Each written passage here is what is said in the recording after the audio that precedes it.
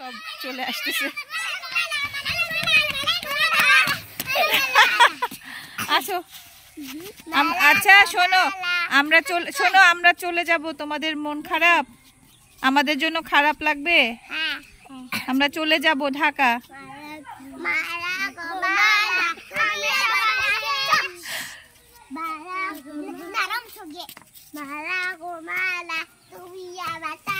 বাচ্চারা হচ্ছে পৃথিবীর সবচেয়ে সহজে মানে সব পরিস্থিতির সাথে খাপ খাওয়ানোর মানুষ। যে কোনো পরিস্থিতিতে ওরা খুব কম সময়ে আসলে অ্যাডজাস্ট করে নেয়। কি শেষ? শেষ? মন খারাপ? আমরা চলে যাব। শোনো শোনো, আর না, আর ছড়া না। শোনো, তোমরা আমার সাথে যাবে ঢাকায়? ঢাকায় যাবে? কেন?